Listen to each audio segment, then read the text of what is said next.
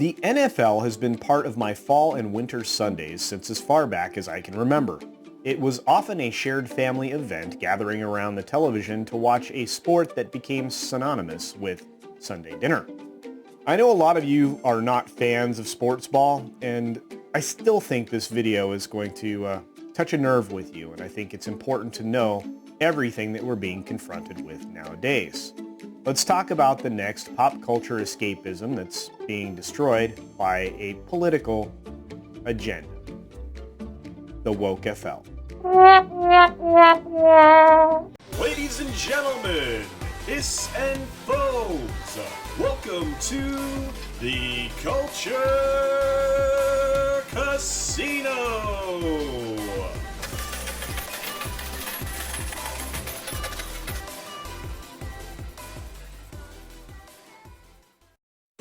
The NFL will be playing the Black National Anthem before games. I'll say it again.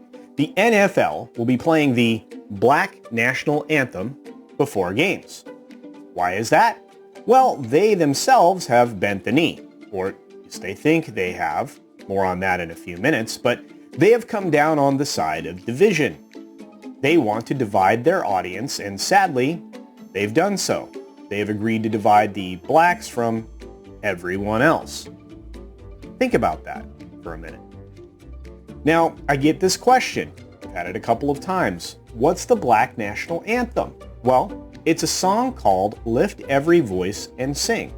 So I'm going to tell you the story behind the hymn and how it was created. Oh, you didn't know it was a hymn? Neither do the ones that are promoting it. Or, if they do, they're very disingenuous in how they are presenting that fact. What's more, the folks behind this effort clearly seek to make light of the man who actually created the Black National Anthem. This is an incoming social studies lesson, so here we go. James Weldon Johnson was a well-educated black man, born in 1871 in Florida, in the Jacksonville area. He was very accomplished throughout his life and worked very hard in his efforts at unity. He was an author, civil rights activist, educator, lawyer, and a diplomat. It's pretty amazing. He attended the University of Atlanta starting at the age of 16. He graduated with a bachelor's degree and substantial graduate hours in 1894. Not bad for 6 years starting at the age of 16. While there, he founded the Daily American newspaper, which, while short-lived, was a voice of political reason in the segregated, or mostly segregated, South.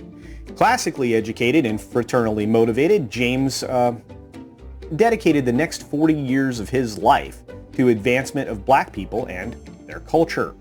He spent the next few years upon graduation in Jacksonville teaching and studying for the bar exam.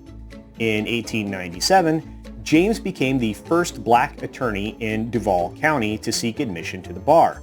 At the time, a panel of 3 attorneys and a judge administered that exam. Now, during the course of the testing, one of those panelists left because they didn't want to admit a black lawyer. Now, James moved out of the white Southern bloc along with many educated black men of the time in an effort to escape the racism of the Democrats in the South. In that period of time, this movement north was referred to as the Great Migration. James wrote many things in this time, including music with his brother, where they did experience some success on Broadway. In 1904, he worked on Theodore Roosevelt's campaign for president.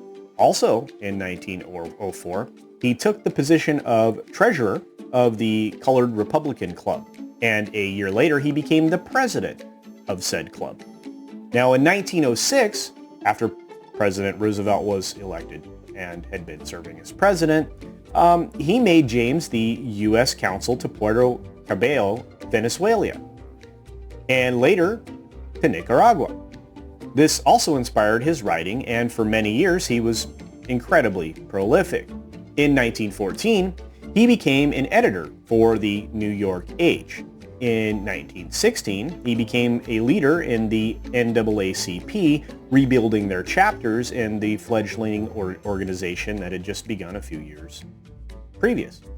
He led rallies and marches against racist Democrat South, including a peaceful, silent protest of more than 10,000 blacks down New York City's Fifth Avenue, and that was in 1917. They were protesting the continued lynching that was not being prosecuted in the democratically controlled South. There is so much more that this man did in his life to promote equality, and his efforts were rewarded with many, many successes. Now, the hymn that he wrote with his brother in promotion and celebration of the freedoms that they fought for and achieved is now being co-opted by a Marxist group that is there to promote hate and division. The NFL is not the only company, league, or group to fail to understand they are supporting hate with their knee bending. They don't realize how hollow their words ring when they partner with companies that are using slave labor, and when they are supporting politicians actively working to weaken child abuse and Fredo laws. Now, there are many companies like the NFL, in fact, partners of the NFL, that are involved in the daily exploitation of others, whether or not they are directly aware of it or not, or they turn a knowing blind eye, which I think many of them do. In fact, there was a report or a study done, well, I can't say done, but released in March of this year that decried over 80 companies that were actively involved and partnered with companies that were abusing people, utilizing forced labor. They're affiliated with governments that practice organ harvesting from anybody that has a dissenting opinion.